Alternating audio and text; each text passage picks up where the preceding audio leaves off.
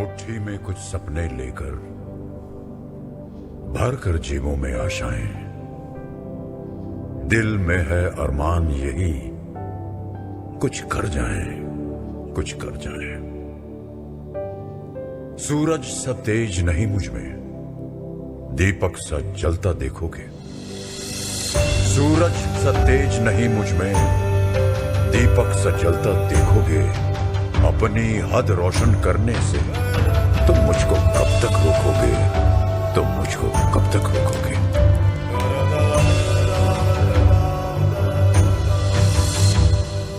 तुम हालातों की भट्टी में जब जब भी मुझको झोंकोगे, तब तब कर सोना बनूंगा मैं। तुम मुझको कब तक रोकोगे, तुम मुझको कब तक रोकोगे, तुम मुझको कब तक रोकोगे।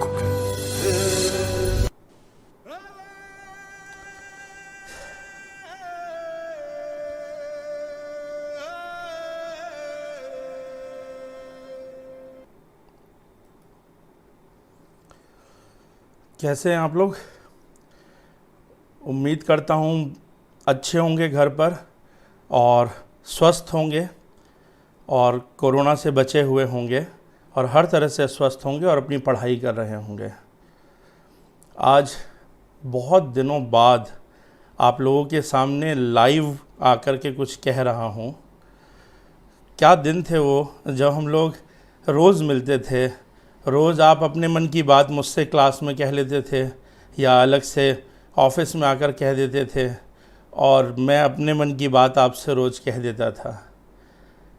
जब भी आपसे मिलता था और आपकी क्लास लेता था तो सारी थकावट दूर हो जाती थी। सच बता रहा हूँ, मेरी थकावट आप लोगों से बात करके दूर हो जाती थी, आप लोगों को देखकर दूर हो जाती थी, क्योंकि आप लोगों में मेरा भविष्य है। मेरी सारी मेहनत, मेरी पूंजी आप लोग हैं। आप लोगों से आज बात करते हुए आंसू नहीं रोक पा रहा हूँ, क्योंकि इतना लंबा समय कभी नहीं हुआ जब अपने छात्रों से दूर रहा। बहरहाल ये समस्या बड़ी है, पूरी दुनिया जो है वो इस समस्या से घिरी हुई है। तो अब हमें इस समस्या का समाधान खोजना है कुछ ना कुछ। देखिए, ये समस्या हमारी बुलाई हुई ही है, क्योंकि दुनिया जो है वो हर चीज़ को ये इंसान ख़त्म करने पर लगा हुआ था।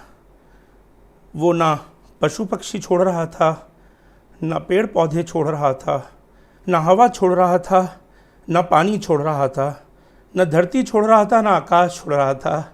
इंसान सब कुछ ख़त्म किए जा रहा था और इसको नाम दे रहा था विज्ञान का, इसको नाम दे रहा था अर्थव्यवस्था का, इसको नाम दे रहा था विकास का। तो ये तो होना ही था। प्रकृति अपने आप को खुद को कैसे ख़त्म होने देती है? तो एक ना एक दिन तो ये होना था, लेकिन ये इतनी जल्दी होगा ये मैंने नहीं सोचा था। मैं आप लोगों को पर्यावरण पढ़ाता ही हूँ, प्रकृति इकोलॉजी पढ़ाता हूँ, तो ये बातें तो मैं कहता ही रहता था आपसे, लेकिन इतनी जल्दी होगा नहीं सोचा था कि प्रकृति ही हमें जो है हमारे घरों में बंद कर देगी इंसान को और से कहेगी कुछ दिन तुम घरों में ही रहो, क्योंकि तुम इस पर्यावरण के लिए, इस धरती के लिए, यहाँ के जीवन के लिए खतरा बन गए हो। तो बैठो अपने घरों में बंद रहो कुछ दिन और सोचो कि आगे तुम्हें अब कैसे जीना है कि इस धरती को बचा सको, इस धरती के लिए खतरा ना बनो। घर में बंद रह करके यह भी सोचो कि विकास के नाम पर ना जाने कितने जीवों को तुमने पिंजरों में कैद कर रखा था, कितने जीवों का घर, उनके जंगल तुमने कब्जा लिए थे, कितने इंसानों को गरीब होने के कारण या जो है तुम्हारे जैसा ना होने के कारण तुमने बंद कर रखा था या उन्हें मजबूर कर रखा था। मजबूरी क्या होती है इस बात को समझो और किसी की मजबूरी का फ़ायदा मत उठाओ। ये सारे मैसेज, ये जो पिछले 80 दिनों का घटनाक्रम है इस दुनिया का, वो बताता है। तो ये होना तो था, ये सीख तो प्रकृति को देनी ही थी, पर बहुत जल्दी हो गया। अब जब ये समस्या आ गई है तो उसने सारी दुनिया को प्रभावित किया, सारी दुनिया को इसने परेशान करके रखा है, सारी दुनिया पर नकारात्मक असर डाला है, जीवन के हर पक्ष पर इसने नकारात्मक असर डाला है। लेकिन कुछ क्षेत्र हैं जिन पर बहुत ज़्यादा असर इसका पड़ा, और उसमें से एक है एजुकेशन। इसने शिक्षा को बहुत ज़्यादा नेगेटिवली इम्पैक्ट डाला एजुकेशन पर। इसने बच्चों की एजुकेशन को तबाह करके रख दिया, बहुत ज़्यादा उस पर असर पड़ा। देखिए, पढ़ाने का सर्वोत्तम तरीका वही है, मैं आज भी कहता हूँ, कि शिक्षक और छात्र रोज़ मिलें, एक दूसरे की आंखों में देखें, क्योंकि जब तक शिक्षक छात्रों की आंखों में नहीं देख लेता, शिक्षक को ये तसल्ली हो ही नहीं सकती कि उसकी बताई हुई बातें छात्रों को समझ में आ गई है। तो इसलिए रोज़ देखना बहुत ज़रूरी है, शिक्षक का छात्रों को मिलना ज़रूरी है, छात्र शिक्षक को देख सकें। और सबसे बड़ी बात है कि मैंने पहले ही कहा कि एक शिक्षक का काम द्रोण वाला भी है कि वह कुशलताएं सिखाए, स्किल्स सिखाएं, लेकिन एक शिक्षक का काम कृष्ण वाला भी है कि वह अपने छात्र के मनोभावों को समझे, वह अपने छात्र की इमोशंस को समझे, सेंटिमेंट्स को समझे, उसकी परेशानियों को समझे और उसको सहारा दे। वो तभी होता था जब हम रोज़ मिलते थे। अब वो थोड़ा मुश्किल होता जा रहा है, लेकिन बहरहाल कम से कम कुशलताएं बाधित ना हो, कम से कम हमारी स्किल्स जो हैं वो, हम स्किल गेन का जो प्रोसेस है वो हमारा चलता रहे। तो अब सारी दुनिया अपने तरीके बदल रही है, हमें भी ना चाह करके अपने तरीके बदलने पड़ रहे हैं, जो नहीं सोचा था वह भी करना पड़ रहा है। तो अब आज आप लोगों के सामने एक नए तरीके से आपके सामने आया हूँ, डिजिटल प्लेटफॉर्म के थ्रू आपके सामने पढ़ाने की एक हिम्मत कर रहा हूँ। इस लॉकडाउन में कोई साधन नहीं था, मेरे पास कोई मेरा एम्प्लॉय भी नहीं था यहाँ पर। हर चीज़ पढ़ी, सीखी, डिजिटल, यूट्यूब, ये सारे इनके कंसेप्ट्स, इनके सॉफ्टवेयर्स, कौन सा सॉफ्टवेयर किसको जोड़ेगा, ये सारी चीज़ें सीखने के बाद, 2-3 बेसिक चीज़ें इकट्ठा करने के बाद आज हिम्मत कर रहा हूँ आप लोगों के सामने आने की। मुझे नहीं पता कि आप लोगों तक ये कैसा जा रहा होगा, पर कोशिश है। बहरहाल ये आज एक टेस्ट भी है। आप लोगों के आगे एक सूचना और भी दे दूं कि आज का ये प्रयोग अगर हमारा सफल होने जा रहा है, तो मेरी बात आप तक सही पहुंच रही है, तो मैं ने तैयारियां तो शुरू कर दी है। मैं सिविल एकेडमी का एक ऐप इस समय तैयार हो रहा है, जो कि लगभग 10 दिन के अंदर हमारे सामने आ जाएगा, और आप लोग सब उस ऐप पर रजिस्टर हो जाएंगे। तो उसके बाद हम आपको सीधे सीधे जो है भेज सकेंगे, जो भी हमें इन्फॉर्मेशंस भेजनी है, जो स्टडी मटेरियल वगैरह भेजना है, उसके थ्रू आपकी कई सारी क्लासेस चलेंगी। यूट्यूब लाइव पर भी हमारी क्लासेस इस तरह से चलेंगी ही चलेंगी। तो एक तो ऐप डेवलप हो रहा है जो कि 10 दिन के अंदर आ जाएगा, जिससे आपको हमें आपके बीच में कनेक्शन और इजीली इस्टेब्लिश हो जाएगा। इसके साथ ही साथ मैं सिविल एकेडमी के एक स्टूडियो को भी बनाने की कोशिश कर रहा हूँ। अपने घर में ही एक स्टूडियो बनाने की कोशिश कर रहा हूँ, एक स्टूडियो बनवा रहा हूँ।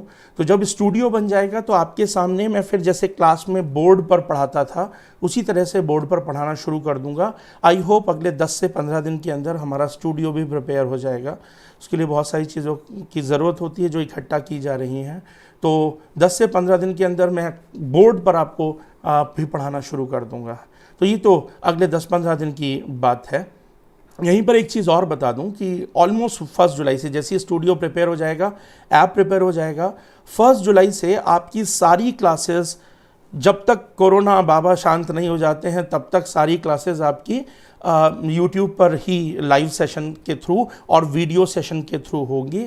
और 1 जुलाई से आपकी सारी क्लासेस रिज्यूम हो जाएंगी। इट मीन्स आपकी जीएस प्री की क्लास भी होगी, आपकी जो है जीएस मेंस की क्लास भी होगी, आपकी ऑप्शनल की क्लास भी होगी, आपकी अगर सीसैट की भी क्लास जैसी बोर्ड आ जाएगा तो आपकी सीसैट की क्लास भी होगी। आपकी सारी क्लासेस जैसे आप घर इंस्टीट्यूट आकर के पढ़ा करते थे, अब आप अपने घर बैठ कर के पढ़ेंगे हमारे साथ। जैसे आप 6 घंटा इंस्टीट्यूट में रहते थे, वैसे ही 5 से 6 घंटा आपको जो है हमारे साथ यूट्यूब पर अब रहना होगा। यूट्यूब लाइव या जो हमारा लाइव स्ट्रीमिंग सॉफ्टवेयर होगा उसके थ्रू, जो ऐप के थ्रू मिलेगा, आपको उसके साथ जुड़ना होगा और आपकी क्लासेस शुरू हो जाएंगी। टिल 1 जुलाई तक अभी ये आज सेशन सक्सेसफुल अगर हो रहा है तो हम इसको जो है रेगुलर बेसिस पर करेंगे। हफ्ते में कम से कम 5 दिन मैं आपको जो हूँ लाइव आकर के क्लास दूंगा। बीच बीच में आपको वीडियोस, जैसे मैंने पहले पास्ट 8-9 वीडियोस दिए हैं, वो भी देता रहूँगा बीच बीच में। और हफ्ते में कम से कम 5 दिन अभी मैं आपकी क्लास लूँगा। 8 o'clock से, रोज़ इवनिंग में 8 o'clock से 9:30 तक एटलीस्ट हमारी क्लास चलेगी। 1.5 से पौने 2 घंटे की हमारी ये क्लास डेली हुआ करेगी। और जहाँ हमने मॉडर्न हिस्ट्री स्टार्ट किया था, तो मॉडर्न हिस्ट्री में आगे की टॉपिक्स जो हैं वो हम इसी तरीके से अब कल से करना स्टार्ट कर देंगे। कल ही क्लास से हमारा स्टार्ट हो जाएगा। आज अभी क्लास ओवर नहीं हुई, अभी बहुत बातें करनी, बहुत कुछ समझाना। आज हम एक पहले स्ट्रैटेजी बिल्ड करेंगे, तो उस स्ट्रैटेजी पर अभी आने वाला हूँ।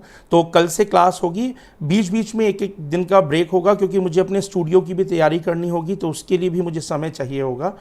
तो हम हफ्ते में 5 दिन क्लास रखेंगे, तो वो आपको मैं नेक्स्ट क्लास में या प्रेजेंट क्लास में बता दूंगा। जैसे आज मैं आपसे कह रहा हूँ कि कल हमारी यूट्यूब लाइव 8 बजे फिर क्लास होगी, जिसमें हम मॉडर्न हिस्ट्री को कंटिन्यू करेंगे प्री के पॉइंट ऑफ व्यू से, और थोड़ा बहुत मेंस के पॉइंट ऑफ व्यू से भी उसको हम लेंगे, तो वो कवर होगा।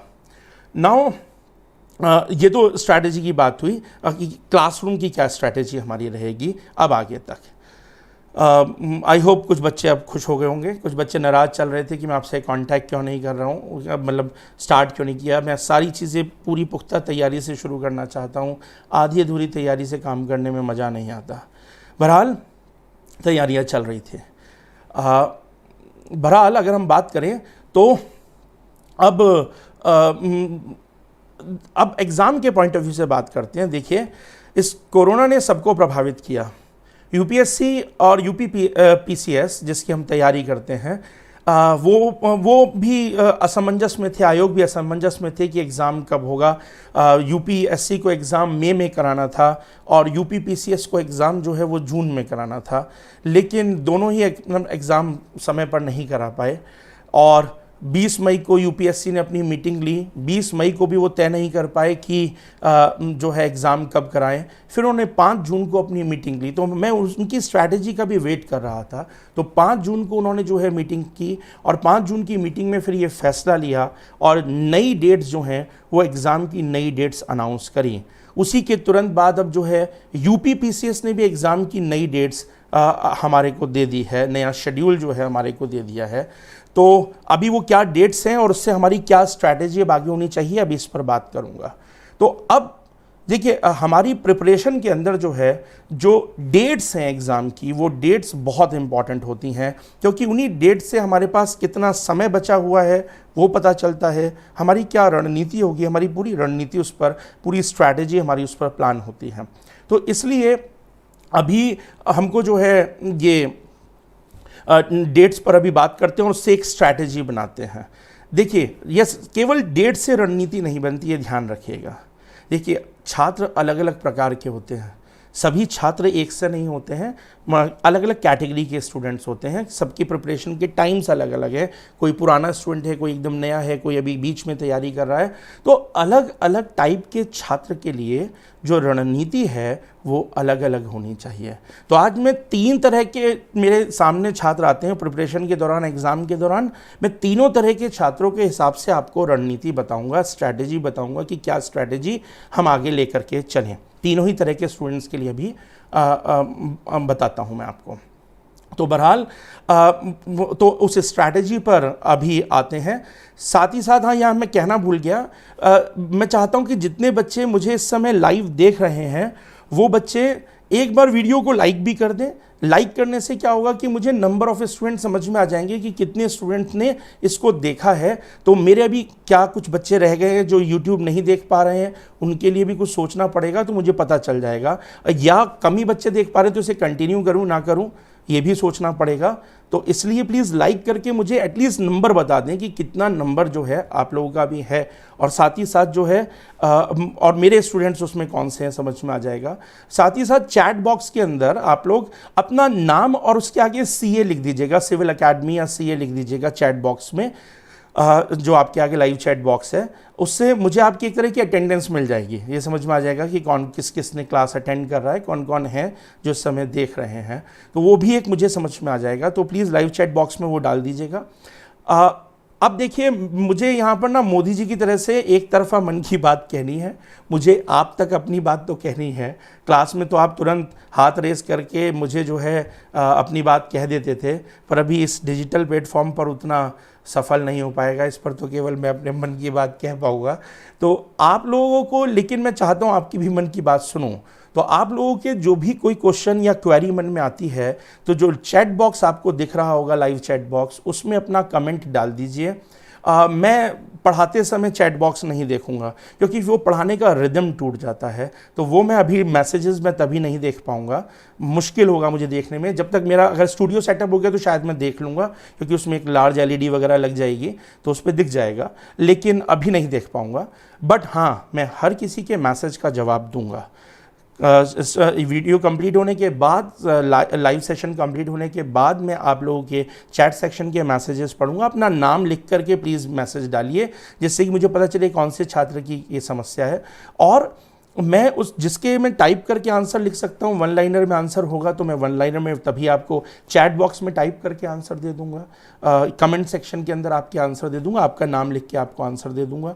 और अगर मुझे लगता है कि नहीं, ये लिखने से पॉसिबल नहीं है, तो जो भी अगली मेरी क्लास होगी, लाइव क्लास होगी, उसमें मैं पहले आपके क्वेश्चंस के आंसर्स दूंगा और फिर मैं आगे क्लास को शुरू करूंगा। तो एक ये भी स्ट्रैटेजी है। तो प्लीज़ आप अपने एंड पर अपना काम करिए, मैं अपने एंड पर अपना कर ही रहा हूँ।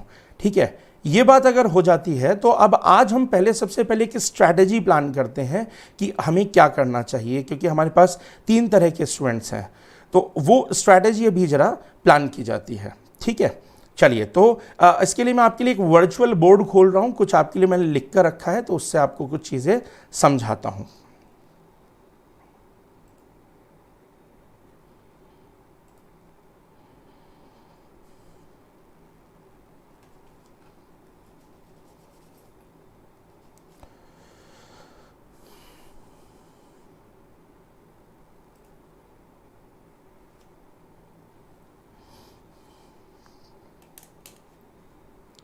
देखिए, हमारी जो डेट्स आई हैं, एग्ज़ाम की जो हमारी डेट्स आई हैं, वो डेट्स हैं, पहले यूपीएससी ने अपनी डेट अनाउंस की, जो नई डेट अनाउंस की है यूपीएससी प्री की, वो है यूपीएससी प्री 2020 की डेट है 4 अक्टूबर।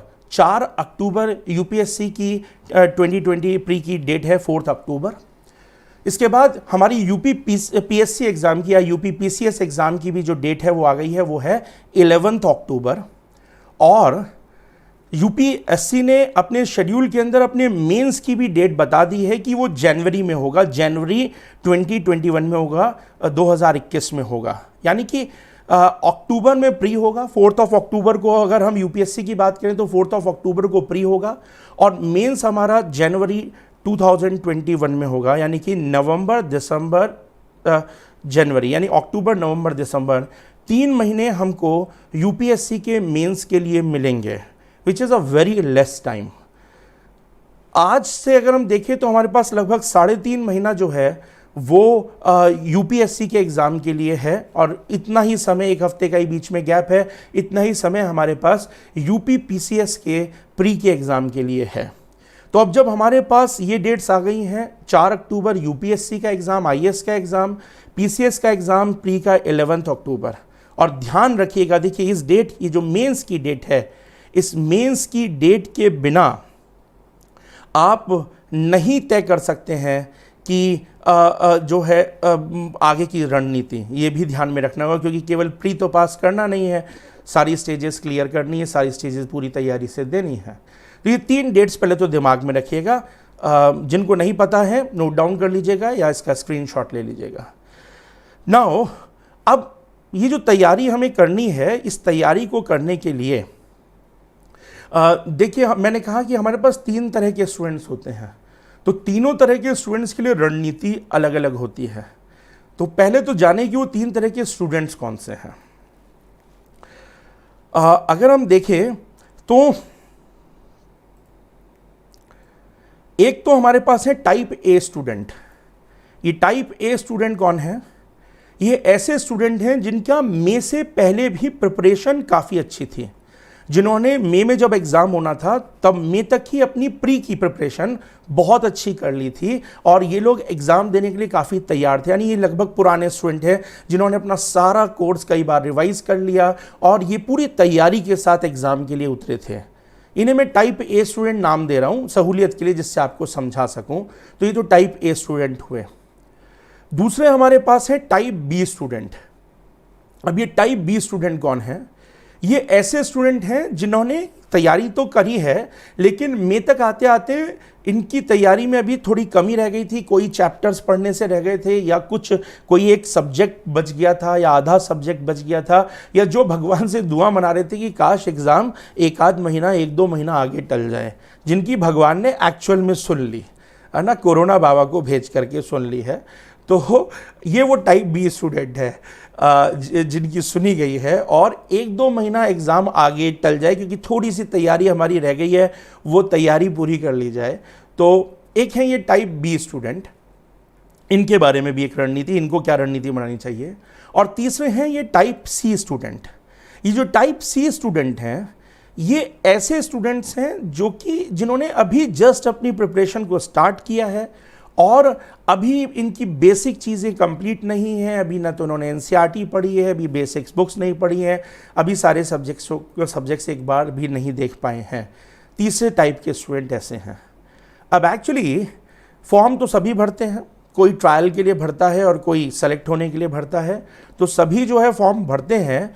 तो इसलिए फॉर्म मैं मानता हूँ कि शायद तीनों ही तरह के स्टूडेंट्स ने फॉर्म भर रखा होगा एग्ज़ाम का ना। अब ये जो 4 महीने एग्ज़ाम की डेट आगे बढ़ गई, इसमें कुछ बच्चों ने अपना रिवीजन भी करना स्टार्ट कर दिया होगा। जैसा मैंने आप लोगों से कहा था, कुछ लोग ये लेकर परेशान होंगे कि कब हमारी आगे क्लास शुरू होंगी और नया हम पढ़ेंगे।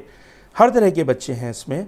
तो लेकिन ये सभी स्टूडेंट्स के मन में एक लालच आया होगा कि यार अब एग्ज़ाम जो है 4 महीने आगे बढ़ गया है, तो अब तो मैं भी अगर रात दिन एक करके पढ़ाई करूं इस एग्ज़ाम के लिए तो मेरा भी हो सकता है। तो मुझे भी जो है अक्टूबर के प्री के लिए अब सब कुछ छोड़ के प्री पर लग जाना चाहिए और जल्दी जल्दी जितना सिलेबस कवर कर सकता हूं सिलेबस कवर करूं और इसको ख़त्म करके मैं एग्ज़ाम में उतरूं, शायद मेरा भी हो जाए। इस तरीके की सोच सबके मन में आई होगी क्योंकि एग्ज़ाम आगे गया और अभी भी लोगों को ये लग रहा है कि एग्ज़ाम कहीं और आगे ना टल जाए। देखिए, हो भी सकता है एग्ज़ाम 4 अक्टूबर को होगा या 11 अक्टूबर को होगा या नहीं होगा, अभी तो हम कुछ भी नहीं कह सकते हैं। देखिए, ये इस बात पर निर्भर करता है कि जो कोरोना बाबा हैं उनका सिलेबस पूरा होता है या नहीं होता है। कोरोना बाबा ने अपना सिलेबस अगर पूरा कर लिया 4 अक्टूबर से पहले तो फिर एग्ज़ाम हो जाएगा, लेकिन अगर उनका कुछ सिलेबस बच गया और वो भी अपनी प्रिपरेशन में लगे हुए हैं तो फिर शायद एग्ज़ाम की डेट और आगे ना बढ़ानी पड़े। अब इसमें भी एक असमंजस की स्थिति तो चल रही है, तो इसके लिए हमारे लिए थोड़ा सा आसानी है और हर बच्चा कंफर्म होना चाहता है कि भाई एग्जैक्टली एग्ज़ाम कब होगा। तो एग्जैक्टली एग्ज़ाम कब होगा ये जब हर बच्चा चाहता है, तो आज तो मैं नहीं कह पाऊंगा कि एग्जैक्टली कब होगा। मैंने बता दिया, इट्स डिपेंड्स अपॉन कोरोना बाबा, उनकी प्रिपरेशन कैसी होती है। लेकिन हमें एग्ज़ाम से 1 महीना पहले पता चल सकता है, थोड़ा अंदाज़ा, काफ़ी हद अंदाज़ा लगाया जा सकता है। ऐसा इसलिए कह रहा हूँ, देखिए हमसे पहले यूपीएससी ने 6 सितंबर को एनडीए का एग्ज़ाम शेड्यूल करा है। अगर आप यूपीएससी के शेड्यूल को देखें तो 6 सितंबर को एनडीए का एग्ज़ाम जो है वो शेड्यूल किया है यूपीएससी ने। तो इसलिए अगर 6 सितंबर को यूपीएससी एनडीए का एग्ज़ाम करा लेती है तो फिर मानिए कि 4 अक्टूबर को यूपीएससी 1 महीना और मिलेगा तो यूपीएससी आईएएस का एग्ज़ाम, सिविल सर्विसेज का एग्ज़ाम भी प्रीलिम्स का एग्ज़ाम कंडक्ट करा लेंगे। लेकिन अगर 6 सितंबर का एग्ज़ाम नहीं होता तो उस समय का डेटा क्या चल रहा है, कोरोना का क्या स्थिति भारत की चल रही है, भगवान करे सब कुछ ठीक हो जाए जल्दी ही, तो तब फिर स्थितियां कुछ और होंगी, तो हम फिर सितंबर में उस पर फिर सोचेंगे। अभी आप मानकर चलें कि आपका एग्ज़ाम 4 अक्टूबर को हो रहा है, यही मान करके चलें कि 4 अक्टूबर को और 11 अक्टूबर को आपका प्रीलिम्स का एग्ज़ाम होने जा रहा है। तो अब क्योंकि जब 4 अक्टूबर को और 11 अक्टूबर को प्रीलिम्स का एग्ज़ाम होने जा रहा है तो अब तो हमें अपनी प्रीलिम्स की तैयारी पर लग जाना चाहिए, जुट जाना चाहिए। तो मेरे हिसाब से इसमें 3 जो आप अलग अलग टाइप के स्टूडेंट हैं, आप में से कोई टाइप ए है, कोई टाइप बी है, टाइप सी है, तीनों को अब एक सी स्ट्रैटेजी फॉलो नहीं करनी है, अलग अलग तरीके से काम करना होगा। क्या करना होगा? देखिए, सबसे पहले जो ए है, ए टाइप का जो बच्चा है, ये ए टाइप का जो बच्चा है, यानी कि जिसकी तैयारी मई में ही बहुत अच्छी थी, उसने रिवीजन कई बार कर लिए थे और वो कॉन्फिडेंट था मई में अपना एग्ज़ाम पूरी कॉन्फिडेंस के साथ दे रहा था। तो अगर मई में ही उसने तैयारी अच्छी कर रखी थी और अभी भी वो पिछले 2 महीने से तैयारी में तो लगा हुआ होगा, क्योंकि एग्ज़ाम की डेट्स का कुछ क्लियर नहीं था, तो उसने 2 महीना और तैयारी अच्छे से कर ली है, उसको इस समय प्रिपेयर नहीं करना चाहिए। मैं जनवरी में होने वाले मेंस को भी फोकस कर रहा हूँ, उसको भी ध्यान में रख रहा हूँ, वरना बेटा शायद प्री हो जाए और मेंस रुक जाए। तो इसलिए, लेकिन मैं नहीं चाहता कि मेंस से प्री भी रुके, तो दोनों को साथ कैसे लेकर चलें। तो जो ए टाइप का बच्चा है जिसकी मई से पहले सारी तैयारी हो चुकी थी, वो बच्चा अब से अपना मेंस प्रिपेयर करना स्टार्ट करे। मेंस में अभी वो ऑप्शनल ना पढ़े, ऑप्शनल वो अपना रिवाइज करना जब वो 3 महीने मिलेंगे तभी, लेकिन वो जीएस मेंस तैयार करना स्टार्ट करे। और मेरा मानना है कि जीएस मेंस में उसे सबसे पहले पेपर 3 तैयार करना चाहिए। पेपर 3 के अंदर साइंस एंड टेक्नोलॉजी को तैयार करना चाहिए। पेपर 3 में उसको साइंस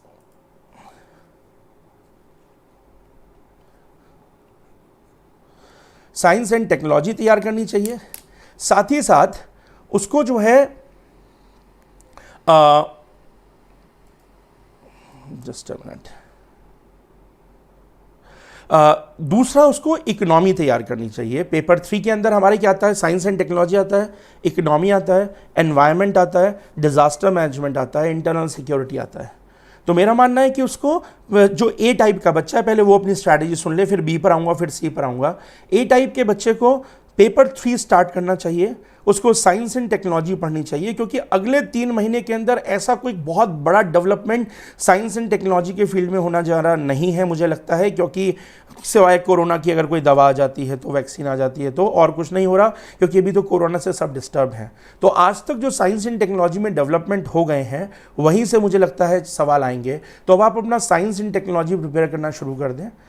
पेपर एक तो वो तैयार करें, दूसरा इकोनॉमी तैयार करें, क्योंकि हमारे पास बजट आ चुका है, सर्वे आ चुका है। तो जिन लोगों की इकोनॉमी की क्लासेस, जो इस बार का प्री देने चाह रहा है, उसने इकोनॉमी क्लासेस तो पहले ही कर ली होंगी। नए बच्चों की अभी इकोनॉमी क्लासेस होनी थी, जो रुक गई कोरोना की वजह से, तो वो अब हम स्टार्ट कर देंगे जुलाई से, 1 जुलाई से। दूसरा, जो आपकी नई क्या कहते हैं इकोनॉमी है, इकोनॉमी में सर्वे आ चुका है, बजट आ चुका है, तो सारी चीज़ें आ चुकी है, इकोनॉमी का करंट लगभग आ चुका है। अब बहुत कुछ ज़्यादा बदलाव इकोनॉमी में नहीं होगा। आज तक के जो पैकेजेस देने थे सरकार को, वो भी सरकार ने जो घोषित करने थे कर दिए हैं।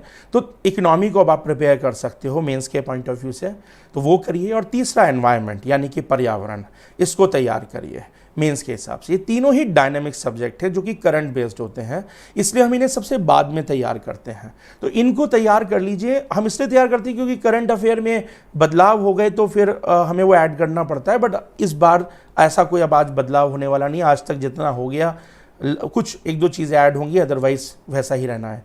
तो ये 3 डायनेमिक पोर्शन को तैयार करिए, क्योंकि इन डायनेमिक पोर्शन में बच्चे बहुत स्ट्रगल करते हैं। तो ये 3 पोर्शन तैयार करिए। मैं क्यों पेपर 3 के ये 3 पोर्शन कह रहा हूँ, क्योंकि ये तीनों ही पोर्शन प्रीलिम्स में भी आते हैं।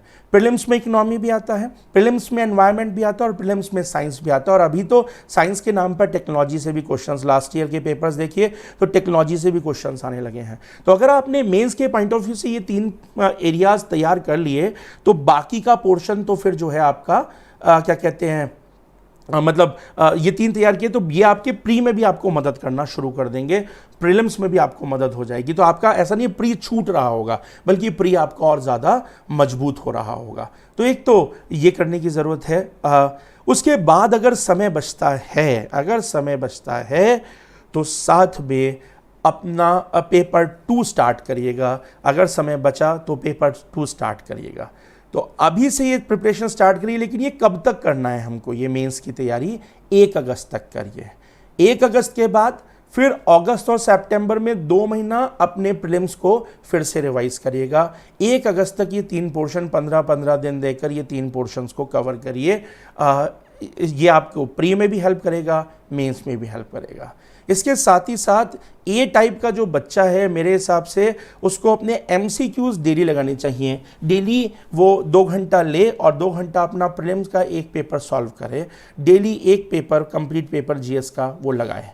साथ ही साथ मैं सजेस्ट करूंगा कि सीसैट की प्रैक्टिस भी करते रहो। सीसैट को इग्नोर मत करना। हर साल सीसैट के पेपर का लेवल बढ़ता जा रहा है, तो प्रैक्टिस थोड़ी मैथ्स की, रीजनिंग की प्रैक्टिस करना, कॉम्प्रिहेंशन की प्रैक्टिस करना, क्योंकि अगर वो लेवल बढ़ रहा है और कई बच्चे हर साल मैं देखता हूँ कि सीसैट में फेल हो जाते हैं।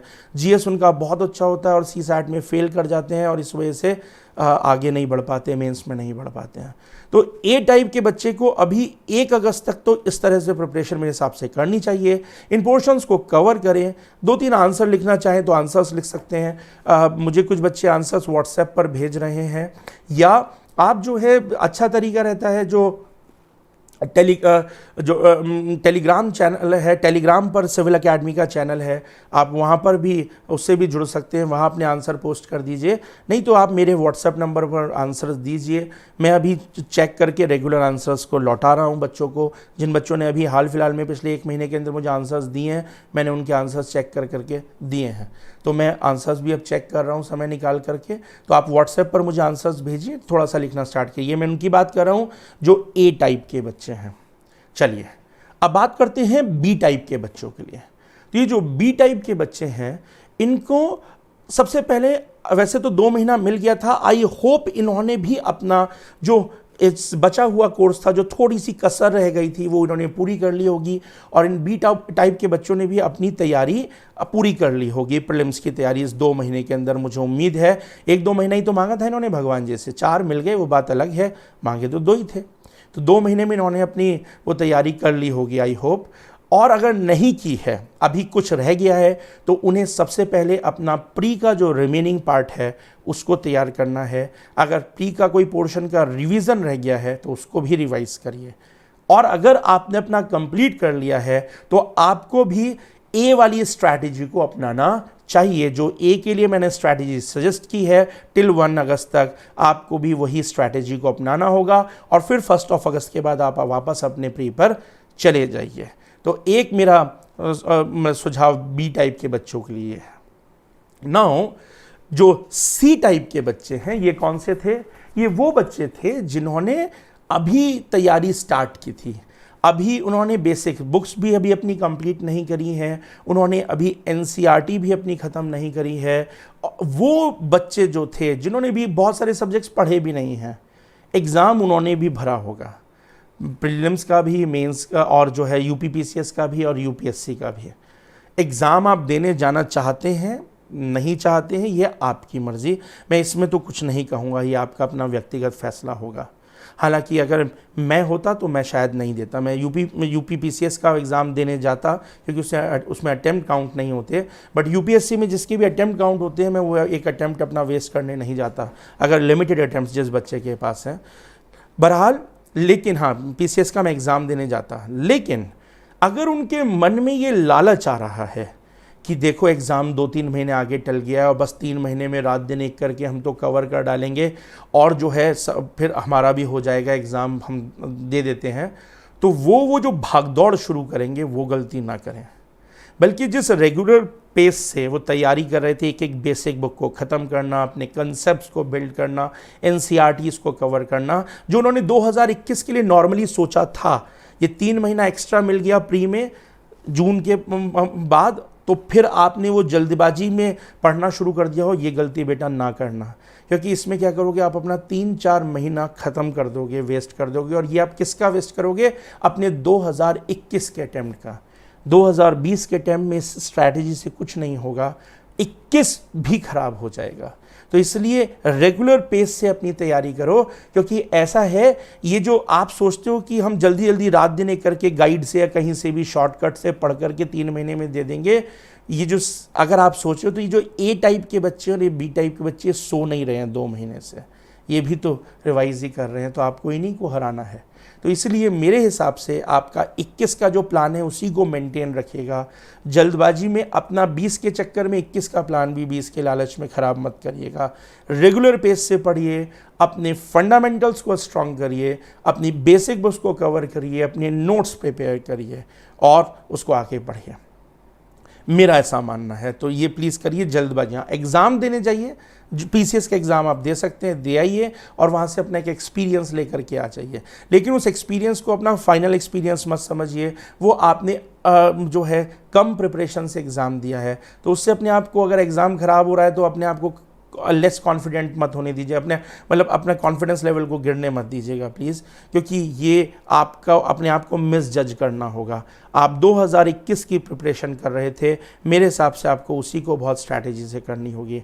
ये मानकर चलिए पूरी संभावनाएं हैं कि 2021 का एग्ज़ाम अपने समय पर ही हो। अगर कोरोना वगैरह से हमें निजात मिल गई तो अपने समय पर ही होगा या थोड़ा सा आगे जाएगा, क्योंकि पास्ट में कभी भी यूपीएससी ने अपना एग्ज़ाम आगे बढ़ाया है लेकिन नेक्स्ट ईयर का एग्ज़ाम अपनी सेम डेट पर ले लिया है। अगर बढ़ेगी भी अगले साल 2021 की डेट तो इतनी लंबी नहीं बढ़ेगी, हार्डली 15 दिन या 1 महीना आगे बढ़ पाएगी।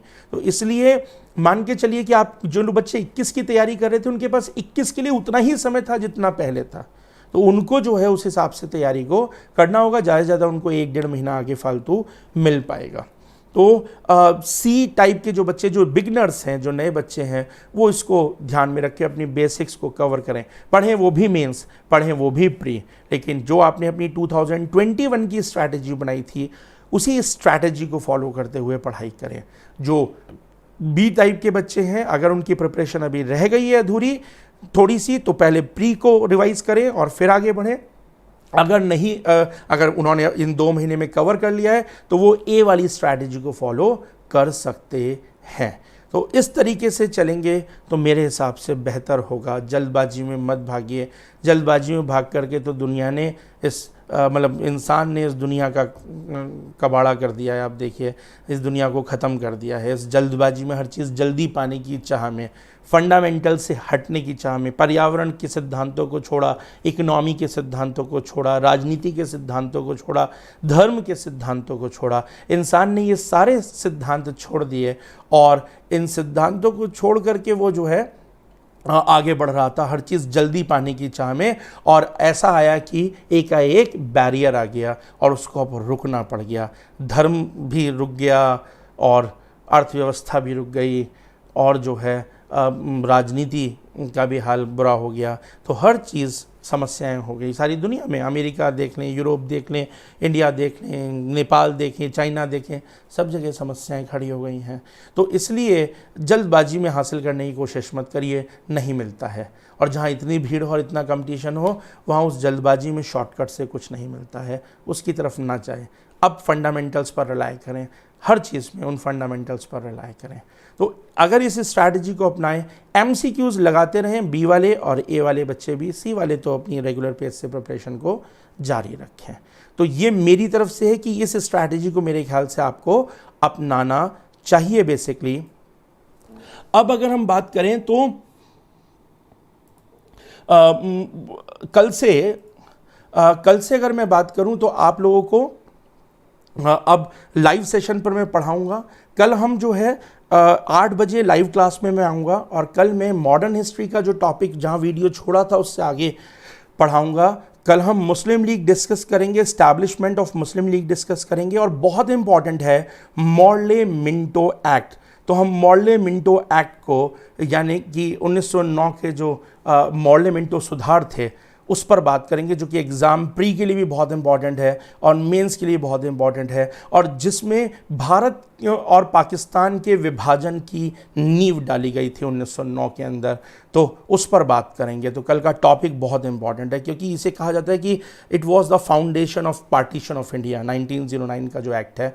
तो कल हम इस पर डिस्कशन करेंगे। रात 8 बजे कल मैं आऊँगा फिर से लाइव क्लास के अंदर। कल क्लास होगी, कल के बाद फिर परसों भी क्लास होगी।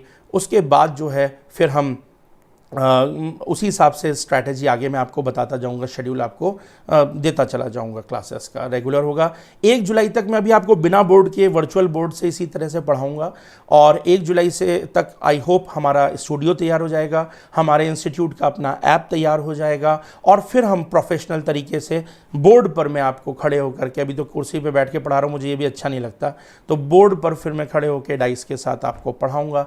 बिल्कुल क्लासेस वैसे ही चलाने की कोशिश करेंगे। तो जुलाई में हमारी जीएस प्री की भी क्लास चालू हो जाएगी, जीएस मेंस की क्लास भी चालू हो जाएगी और सी सैट भी चालू होगा और ऑप्शनल भी हमारा चालू हो जाएगा। क्लासेस को हम थोड़ा स्पीडी पेस से हम उसको चलाएंगे और अभी भी जुलाई तक 1 जुलाई तक क्लासेस अब रेगुलर हमारी चलेंगी।